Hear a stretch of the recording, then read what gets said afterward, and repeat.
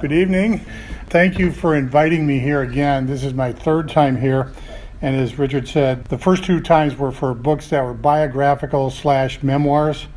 The experience of writing those two books propelled me into this subject. And that type of experience can be everyone's because their veterans are still alive and they have many stories to tell. I'm going to refer to the two books because they provided me the doorway into this topic, but that's not the real reason I'm here tonight, just to talk about the books. I'm going to talk about them in the sense of how they got me into the story, and then I want to go into some facts about the World War II generation, the greatest generation, and then what have we learned from it. Along the way, I'm going to explain some more about how I got into it, the two books. Also, I'm going to try to be somewhat comical and have some fun with this too. It doesn't have to be totally all serious. So here's the topic. That's the best way to get into it. Lessons we've learned from the greatest generation. And my first thing is, why should you care? Well, there's a universal influence from World War II veterans. After all, they are the greatest generation. Today is the 75th anniversary of the invasion of Iwo Jima, and I will mention a little bit that during my comments. But again, why should you care? Well, today's world was made by them. The world we live in is a product of their actions and their influence. If you're a baby boomer like me, you were raised by someone from this greatest generation. And there's many lessons we can learn from them. I'm going to share them today. And on a lighter side, it's also the generation that brought to the world things like chewing gum and baseball. Okay? So let's talk about this. The USA is a world leader after World War II. The interstate highway system is something our country has really been changed by. The world has been changed by NATO, the establishment of the United Nations, and the modern economy. Now this next thing, I get to ask two questions, and I can guarantee you I know that everybody will answer no to the first one and yes to the second one. So the first one is, can anybody here tell me who Richard Mason is? Mason jars? No. Okay, nobody knows who he is. Hopefully not Charlie Mason. Okay, here's the other one everybody's going to answer yes to. How many of you have had an x-ray? Oh, forever. Okay, particularly a dental x-ray. Okay, Richard Mason was a waist gunner on a B-17 in the 8th Air Force. He came home, went to Purdue University to get an engineering degree, and the first summer I was out of high school, I worked for him on a project where he created the detachable, movable head for x-ray machines. He beat GE to the market. So everyone today that's had an x-ray has been influenced by him. And that shows part of the point I wanted to make about the world that we live in was made by them. Richard Mason was a genius. He was an electrical engineer, a civil engineer, and his idea for the movable head came from his World War II experience. He was a waist gunner. And the waist gunners on a B-17, it was just a turning thing on top of, it pivoted on the top. He always thought it would have been better if he could have moved it along on a slider and pivot it.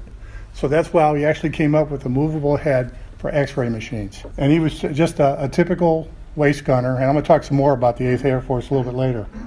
This generation is the gateway to who we are. So who are they?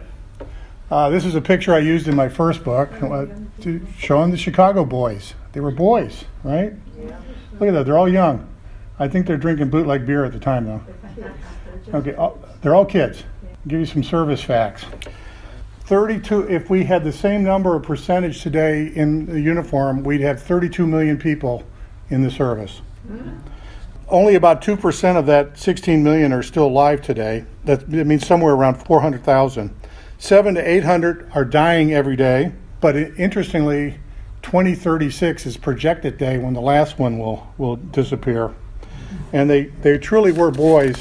I'm going to share this with you, but there were also women that served too. We don't know how many women served. It's around 350,000 plus or minus, but the women's air service pilots that delivered the airplanes to various theaters were not members of the military. Some of them died because of their service, but they were not considered to be military. But the WAVs, the WACs, and the women Marines were in that 350,000. So we had men, boys, women, and children. Who's that? Calvin Graham. How old was he? 12. 12. Yep. 12 years, 8 months old when he served on the USS South Dakota in the Battle of Santa Cruz, the naval battle of Guadalcanal.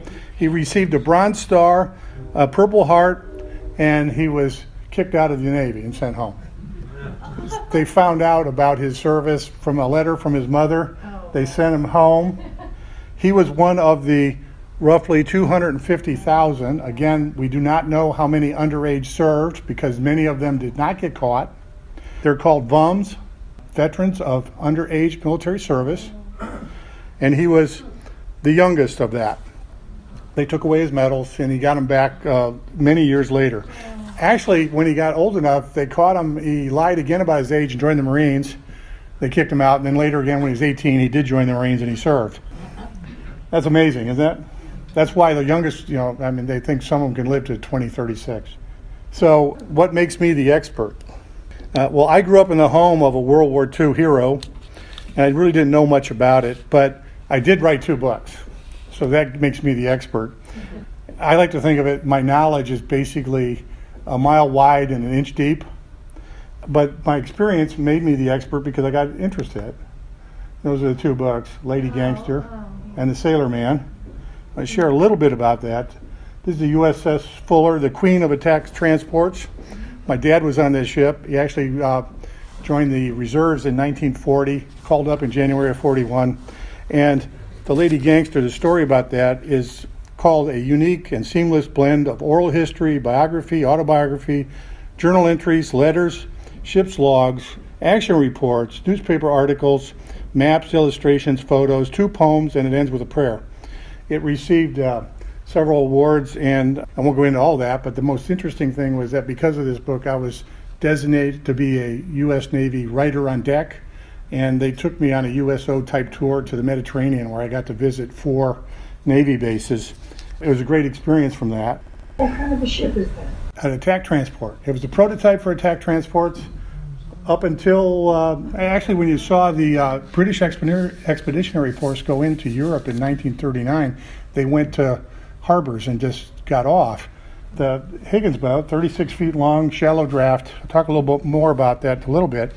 But they were on the first 7 transports that went into Guadalcanal, and that's how they delivered troops. And of course, there are more than 20,000 of those created, and that's what the USS Fuller was known for. It was a prototype for that. I do not have the history and the records of it. It would cost me $1,500 a day to get a researcher to go through the archives to find the quartermaster records for the first Higgins boats. My father, in his memoir, talks about unwrapping the first one in San Diego, and he always claimed that #1 Higgins boat in the Navy was his.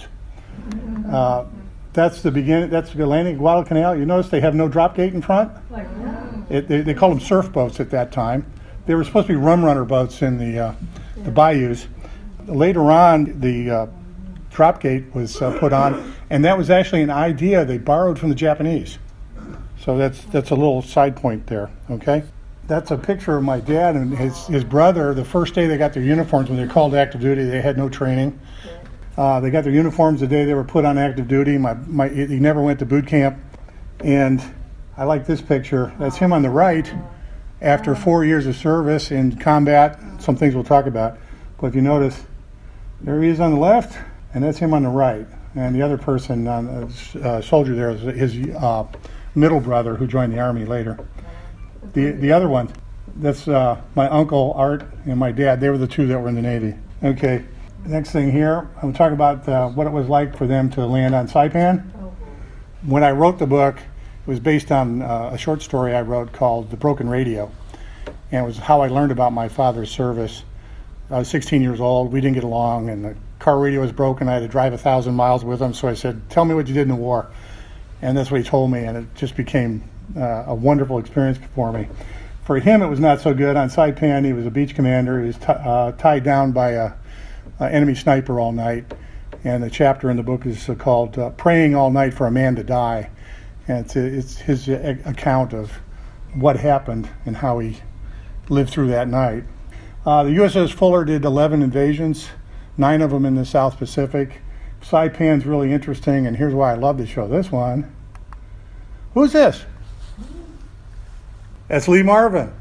He was a private on Saipan, and I'd like to tie this in because somewhere along he had to get close to my father, coming in or coming out. And my father by that time was in charge of a portion of the beach, and Lee Marvin was shot. He always walked with a limp after that. He got shot in the hindquarter.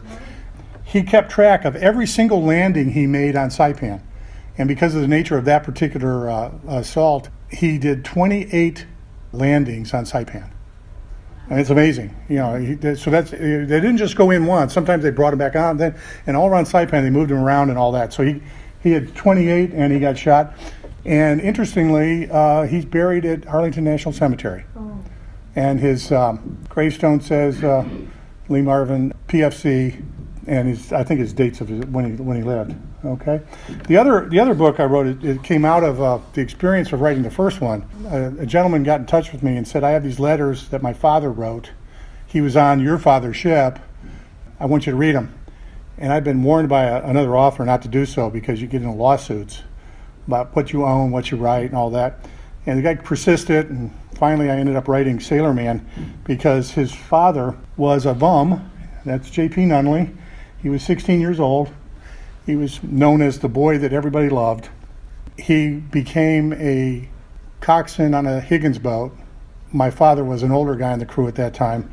He went through 5 or 6 invasions in South Pacific. At 16 years old when he started. A couple days before his 17th birthday, his first action was when the ship was bombed at Bougainville, and his job was to bring out the body parts. And he later went through a lot of trauma, a lot of difficulties. I won't go into all of that because I'm not trying to promote the 2 books. I just want to tell you how I got into this. But I spent time reading 300 pages of his letters that he wrote when he was in his 60s. And the experience that I had with my father, when I said, tell me about what you did in the war, became a bonding between me and him. And for the almost next 20 years, we were close friends, and I collected information, and eventually this other book was written. This one here is different because J.P. Nunley went in at 16, he was home before he was 20, and he was a raging alcoholic. He was suffering PTSD, he was put into veterans hospitals, given electroshock therapy. He never held a job for more than 6 months in his life, and he became known as the town drunk. And his adult son said to him when he was in his 60s, he said, well, how'd you screw up your life? Just please explain it to me. And he started writing these letters, and that was the basis of the second book. That book is my favorite of the 2, and the reason is that it was selected by Underrated Reads as one of the best 2 books of the year, and it received a gold medal for memoir from the Military Writers Society of America. And it's called An Amazing Personal Account of the True Cost of War. It's tremendously touching, skillfully written. Sailorman should be required reading somewhere. It's a really interesting book, and from the experience of me knowing my father so closely and then reading these accounts, I was really compelled to write the second book when Harold, JP's son, said to me, in my adult life, I've only been in my father's presence for 10 hours. And the book that came out of it is a tremendous story. And there was a great deal of healing that came out of it for the family. This is JP right before he was dying. He doesn't look at all like that young man. And I didn't even notice it at first, and Harold brought it to my attention that it says, please pass the word Thunderbird. There's times in his letters where he recognizes that his son sent him $20, and rather than buy food or other stuff, he bought cheap wine. It was a tremendously sad story. And so that's the 2 books, and that compelled me to start wondering, who are these people? What did they go through? What have we learned by their experience? Is there something we should know and then share to other generations? So what about the other 16 plus million people? I wanted to start at the top and look at Medals of Honor. Medals of Honor, there were 473 awarded. 266 of them, or 57%, were awarded posthumously. So here's some of the breakdown. 13 Irish Americans, 13 Italian Americans. By the way, today is, like I said, the 75th anniversary of Iwo Jima. And on Iwo Jima, John Basilone, an Italian, died. He received the Medal of Honor at Guadalcanal. could have went home and decided no, he re-enlisted, trained troops, and he said, I'm going to stay with my boys. He was killed on Guadalcanal. There's 17 Hispanic Americans. 5 of them were from Texas. Later on, in 1996, 7 African Americans received the Medal of Honor.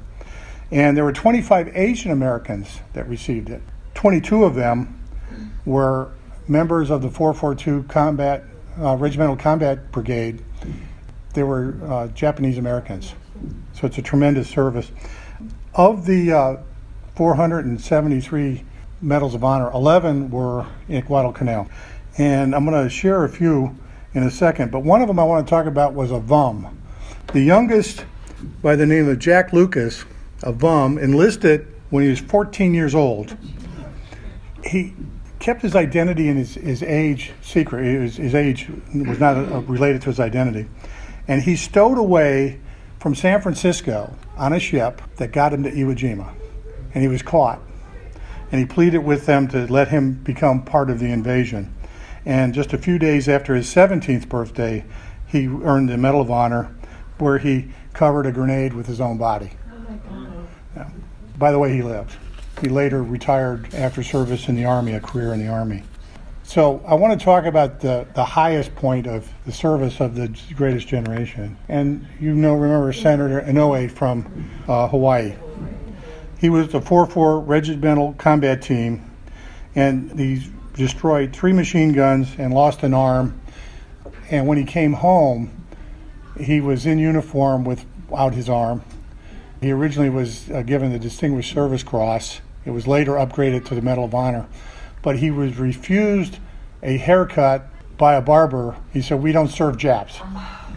That tells me some things that I think you can weave in and out there of the community we lived in and the people that fought for it and didn't care about the response they got because they fought for it anyway. So I think there's a very interesting story about him. Next one I want to share is Vernon Joseph Baker, who's one of the first African Americans. 19 of his 25 men were killed in a murderous assault where he destroyed 3 machine guns, an observation post, and a dugout position. He did that, and the very next morning he led the assault of his battalion against the site that no one else could ever capture, and he later on made the Army his career. He became a paratrooper, served in Korea, and had a full career. I think he retired as a full colonel. Interesting. And you notice he's got his combat infantry badge, and he was not, as many of the African Americans were, relegated to support roles. Yeah? I thought they didn't allow Japanese to serve in the Pacific. There actually were as interpreters. Oh. Yeah, there were interpreters, but they were not allowed to serve in combat because they thought they'd get shot by their own men because of their appearance. This is my favorite story of World War II because it's an interesting tale. It talks about the quiet generation that this generation is. Kwang Jong Yang. He was conscripted into the Kwangtung Army in Manchuria. So he was captured by that's the Japanese army at the time. He was captured by the Soviets and forced into service as a member of the Soviet army. He was then captured by the Germans and forced to serve in the German army. So he's been conscripted 3 times. He was captured on Utah Beach on D-Day. He was captured by us. He was a POW. He moved to the United States. He died in 1996 after living an ordinary life near Cleveland, and he did not ever share his story with even his children. I'm going to share more about humility later, but that's one heck of a story about someone who became an American, and you think about what he went through. Just the odds of that happening. Conscripted 3 times, captured by us. I mean, it's an amazing story. And this is another person that's interesting. That's Adolf Hitler's nephew. Yep. The story was that Adolf Hitler's half-brother went to England and married an English woman who he later abandoned, had a child. They emigrated to the U.S., and during the war, he petitioned the president to be allowed to enlist. He was allowed to join the Navy, and he received a Purple Heart in service to America. What was his name? His name has been changed to, it's William Patrick Hitler, and the name is now, last name is Stewart-Houston. There are relatives still alive today. They all lived in Long Island. Oh. Really? They had Jewish friends who never knew that they were Hitlers. Yeah. Yeah. Or HBO or one of those types of Yeah, that's amazing. It goes along with the guy that went through 3 different armies to come here. You know, he was actually a British citizen, Yes. but he was, Hitler's nephew. Okay, so that's just some interesting points on there. Here's some notable World War II veterans. Yes. Okay, I just want to name this list can go on a whole bunch, but this is people before they were famous before the war. And you look at sports, you see Ted Williams, Yeah. Jack Dempsey, Joe Louis, golfer Bobby Jones, Yeah. Bob Feller, Yeah. Patty Berg was a female. She was an Olympian and a golfer and a bunch of other things. And in Hollywood, everybody knows Jimmy Stewart. He flew, I think, almost 20 missions in a B-24. He later stayed on with the Air Force and retired as a brigadier general. John Ford. If you saw recently the Midway movie, they did show John Ford was on Midway filming a combat movie, and he's actually wounded there. Henry Fonda served on a destroyer in the Pacific, which I think is interesting because, when he played Mr. Roberts, the character goes on a destroyer and gets killed. Clark Gable was a really odd occurrence. It was after Carol Lombard was killed. He was 41 or 42. He petitioned also to become a volunteer in the Army Air Corps, and they gave him a commission. So he served as a captain and a waist gunner in a B-17.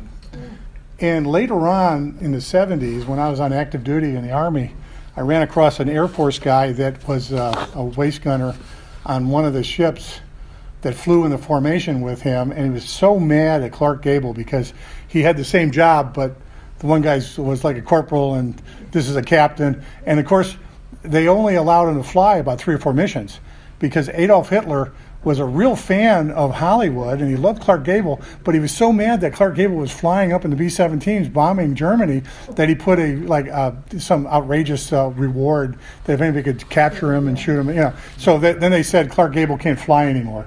But if you remember, I mentioned Dick Mason when he talked about his World War II experience in the 8th Air Force. That was really horrendous. At that time, I'll share some figures here, but for example, the 8th Air Force had the highest casualty rates between death, KIA, injured in war, and capture. And I'll share some of those figures. So even 3 or 4 missions as a door gunner or on a B-17, it takes, as they say, cojones to do that. So Jimmy Stewart, John Ford, these are some of the Hollywood people. One of the other ones was, remember Sterling Hayden? Mm-hmm. The guy that gets shot in the neck in Godfather? He was enlisted under a fake name during the war. And, he's like 6'8" or whatever. I can hide him, But he joined the OSS, and he spent all his time sneaking people across the sea there, taking them into Yugoslavia and all that. And he was sneaking people in on boats and doing this spy stuff and all during the war. And nobody knew it until long after because they looked up this guy and they said, oh, gee, that's the picture of Sterling Hayden. What's he doing? He said, oh, yeah, he had a different name. So, he did some amazing things. I like to list writers because I also write fiction, known before the war. Of course, Ernest Hemingway, he wrote that one book, I forget the name of it, but it was written during World War II, and it's about a guy that runs in his fishing boat hunting U-boats. And that's what he did. Ernest Hemingway was living somewhere in the Caribbean, and he was out on his own boat trying to catch U-boats. And then later on, of course, he went to Europe, Battle of the Bulge, other places, and he became a war correspondent. And then, of course, my favorite is Dashiell Hammett.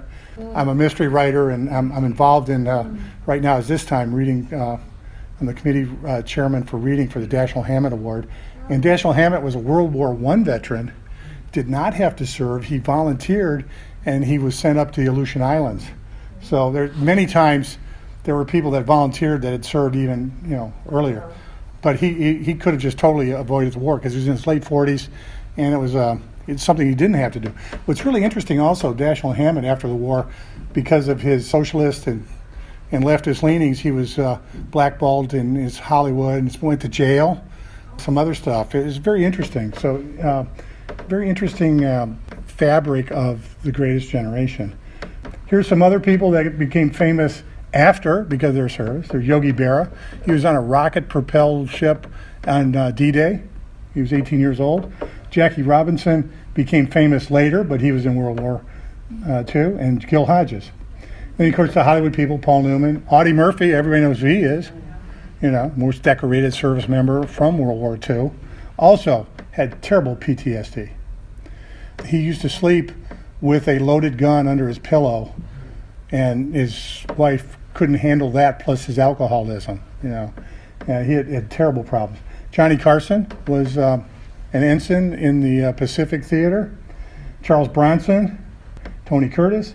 Ernest Borgnine is really interesting. He served 10 years as an enlisted man, got out, and was training to be an actor, and then the war started, so he went back in. You know, so he served for a long time. We know about Audrey Hepburn. She was running messages for the underground, and yeah, she was. And then B. Arthur. Remember Maud? Yeah. She was a woman Marine. Oh. Yeah, Wow. yeah. And then along with writers, the other ones I like, you know, Kurt Vonnegut. Kurt Vonnegut. Yeah, you know, his famous Slaughterhouse Five is he was there at the Dresden bombing in the slaughterhouse at night. Norman Mailer. And then, of course, E.B. Sledge and Leckie were the two that wrote about the South Pacific quite a bit. And if anyone wants to know anything about the South Pacific, I think with the Old Corps and that Sledge wrote, it's probably the best about the Marines ever. And then, of course, Joseph Heller was with the 15th Air Force in Italy, and he wrote Catch-22. Have you heard recently somebody, podcast host was who talked about Jimmy Stewart having PTSD? I've heard people talk about that. I think he was such a quiet person about his war experience. You know, he always used to do that stutter. No, I don't want to talk about it. He never really spoke much about it. I guess the best person would share it would be his wife. Yeah. There was a very strong story or rumor that when they wanted to make a movie, It's a Wonderful Life, in 1946, he begged off. He said, I can't be in the movie. He said, I have too many problems. And they put him in the movie. Apparently people have seen in the movie different points where he seems to be like just staring, just briefly, then they would edit it out. Yeah, I had the only indication that for that movie was that famous scene where he falls apart at the bar. And some people said, well, that was just an example of him being a great dramatic actor. But when you see it, it looks like somebody that could have been going through PTSD. I don't know. What's interesting about Ted Williams, he served not only in World War II, but also Korea. And he was a Marine Corps fighter pilot, and he gave up 4, maybe even 5 seasons of his baseball career, you know, which is very interesting. The other thing was, you know who Ted Williams' wingman was in Korea? John Glenn. No, Ed McMahon. He was Glenn's Oh, really? Ed McMahon. Ed McMahon. Yeah, Ed. John Glenn's wingman. Yeah, in World War II. Yeah. Okay, so the Greatest Generation, it's all that's good on a worldwide basis. Here's something else I want to show you. Everybody there is doing the Nazi salute except one man. Yeah. You know, I think there were brave people in a lot of different places. That individual, I dug up his story. He was married to a Jewish woman. He later paid for it with his life. Oh. But that picture of defiance is one of the greatest pictures I've ever seen. It was not just in the USA that people made sacrifices. The other thing is that if you were born in the Soviet Union in 1923 and you were male, you had only a 20% chance to be alive in 1945. They lost an entire generation of young men. So here's the lessons. This is what we're trying to get to, okay? I think one of the things that can be discussed about this is mind your own business. And although the Greatest Generation were winners, they were not conquerors, and many of them just expressed that they just wanted to go home. Never before, after such a total victory, did you have such actions as the Marshall Plan or our total reconstruction and our amicable occupation of Japan. So what did we learn by this? Well, it's okay to be a reluctant hero. And my story about this was 29 years after the beginning of our war in World War II. I was a cadet at the Citadel, and I was studying history. And my professor, who was a combat veteran from World War II, made the comment that he said, you know, if your fathers were in your spot right now and it was 30 years ago, they would have been out marching against the war in Vietnam. Because in 1940, we were somewhat of an isolationist nation.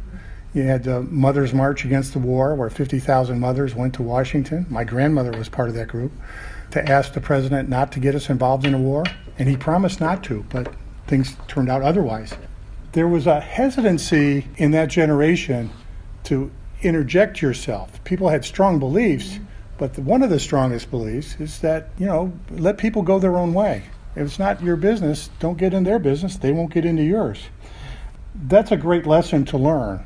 And it's okay later on to do your duty, but being reluctant to become a hero and an advocate for whatever you want is actually a good thing. And we seem to be a divide. I'm not going to get into politics, but today we seem to be somewhat more divided than we've been at that time. And we like telling each other what we want them to do. That was not something that the greatest generation did.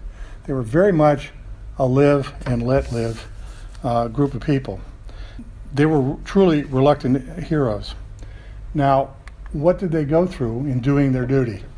I want to mention again about the 8th Air Force. There were 125,000 members of the air crews, the people that actually flew those airplanes over Germany. A lot of times the figures were watered down because you had ground crew and other people, and even at that, the figures were high, and everybody talked about the 8th Air Force being the worst place to be in World War II. But it even gets worse when you look at just the air crews. There were 125,000 members of the 8th Air Force. 57,205, or 46% of those air crews were killed.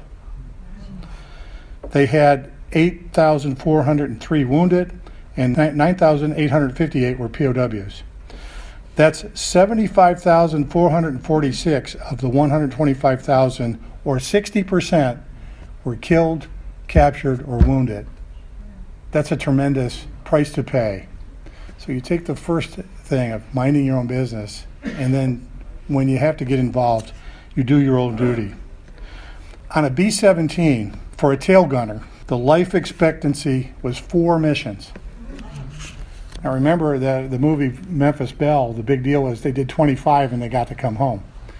What they don't talk about is they later moved that up to 30 and then 35. In the end, those guys never got to come home. Dick Mason flew 26, I believe, and the war ended before he could even come home. Finished the job. There again, that's Guadalcanal with the Higgins boats. You notice the V front? So they'd land up on the shore and they'd jump off kind of in a strange format. But there were very few desertions and no mutinies during World War II, and there was only one execution of Edward Slovic during the war. The World War II generation was goal-oriented. They went for total victory, and they enlisted until the end. I remember I quoted my father saying, all I wanted to do was go home. But he spent 5 years in the Navy before he could go home.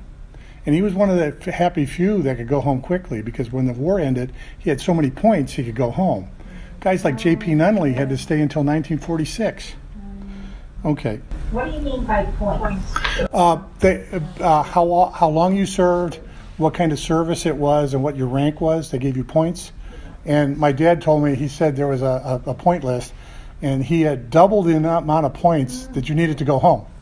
And it was right about the time of the gap between the dropping of the bombs in Japan and the actual signing in September. And he was allowed to go home. And it was really interesting because he was on that ship for 5 years. And I said, well, how fast did you get off? And he said, I think I left some things behind, because he was allowed to jump on another ship to go to San Francisco. And he actually got home before the war was over officially. And he had so many points, it was like, what are we going to do with you? And they offered him to stay in the Navy and to become a chief or a warrant officer. And he said, no, I just want to go home. Because it was based on what your experience was. In the book, I count there that that ship had 9 battle stars. And that was basically a transport ship. The attack transports were listed originally. They weren't like aircraft carriers, submarines, destroyers, battleships. They weren't, combat ships. But because they delivered troops right up to the beach, where are you? When I was in the Army, we used to study the forward edge of the battlefield. That's where you're there, and the only thing in front of you is the enemy. Well, guys that were going on shore with those Higgins boats were at the forward edge of the battle area. So when they gave out points, how many times do you want to go in? I remember, like I said earlier, we were talking at dinner, my father didn't watch movies of World War II. I don't think he ever saw one of those where they show the Marines in the Higgins boats and they drop the thing and they go out. The only thing my father talked about in Higgins boats and delivering Marines was that he was so physically overcome by the bowel movements and vomit of these young troops scared when they're going in, and the pain that he felt of bringing them back out wounded, because then their ship was turned into a hospital ship. So he went through that 9 times. So he got a lot of points to go home. So that's how they did that.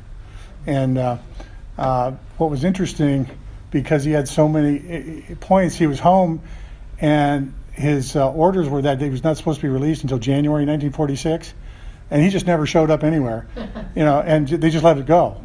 And he joked. He said, "Well, I signed my own papers," but he had his last orders or whatever, and they paid him at home or something. But he actually never had to go back in. He was in civilian clothes from September of 45 until January of 46. And when Korea happened, they came and wanted to call him up to active duty, and he said, "I'm not going." He said, "I'm not going to go," and that was it. He didn't have to. He later did not like the Vietnam War either. But anyway, they signed up. They finished the job, and it was all or none. It was all in. It was interesting when you think about these other Korea, Vietnam, other times.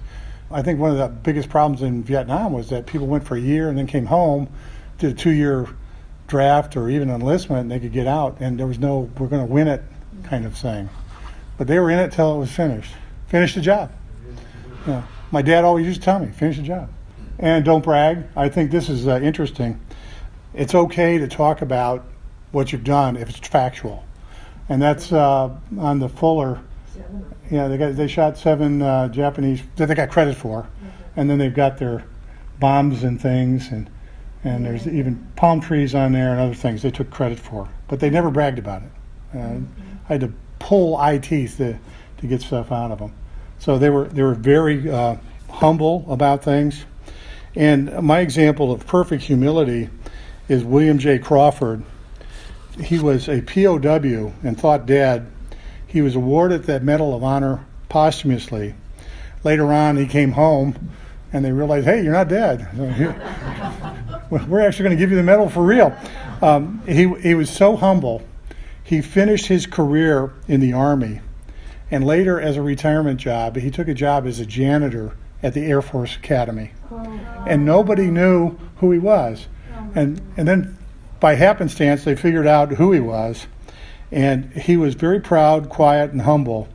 And he was truthful about his service without any embellishments. Now, I wanted to make a comment about humility and the madness of our current society. So share with me while I read you something here. Honest humility in our celebrity-mad culture is an important, no, a priceless character trait. It should be praised and honored and treasured whenever encountered. Fame and celebrity have been with us for a very long time. In ancient Greece, the winner of a prestigious athletic event, such as the Olympics, was honored by his home city by entering through a portion of the city wall that was demolished, just so the honoree could enter where no one else had ever passed. In Rome, chariot racers were treated as living gods and were rewarded as much as they were worshipped. During his career, Gaius Appius Diocles entered a career and earned a staggering amount equal to $15 billion. That far outweighs anything today. But today, largely due to the influence of technology, we have gone to extremes in promoting celebrity that almost defies reality. In fact, worshiping and attaining celebrity is the reality of our culture. In the 1960s, it was thought that Andy Warhol was exaggerating when he said, "In the future, everyone will be famous for 15 minutes." Where will it end? I don't think anyone knows, but the future doesn't look very bright. A recent survey of 3,000 American kids revealed that they dreamt of becoming a famous YouTube star, preferring it over being an astronaut. And in taking devotion of celebrity to the very edge, we have this. I want to share this with you, and you can check it out if you want, okay? There's a duo of performance art celebrities that have named themselves Fecal Matter. Really, that's their name. Look them up on the internet.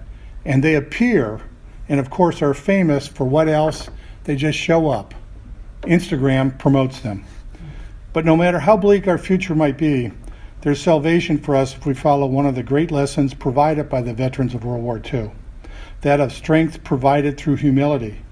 These men and women have shown us that a person of honest humility, at peace with themselves and the world, and with a modest view of their own importance, can not only endure but also prevail. The greatest generation embraces such modesty and provides us the lesson that may save us from our own self-imposed madness. We discussed a little at dinner about Dick Winters, leader of the Band of Brothers. And to the day he died, he was the most humble, quiet, self-effacing person ever. That is what they've shown us, and I think is a great deal of strength in not making so much about yourself, giving to others, and having higher goals, finishing jobs, not bragging. And the fifth lesson we learned, understand that you're not in charge of everything. I picked some of these pictures, the Sistine Chapel, teamwork, the leaders of World War II. I can say this, the greatest generation believed in a natural order of life in the world. They're team players, they followed their leaders, they were optimistic, idealistic, and spiritual. And I want to share this with you. That's my favorite picture of the greatest generation. That's my father and my two uncles. When you entered my grandmother's house, that was right there where everybody could see that. And she marched in the Mother's March against the war, but she was so proud that her three sons all served in the war. What I think is interesting about that is that the father of these three boys left Germany in 1914 to escape mobilization in World War I. He was one of the last to be called up because he had hearing in only one ear. So he was considered to be military ineligible up until the very end. So he jumped ship. He worked on ships out of Hamburg, and so he went to South America. And then they were in all of the ports along North America.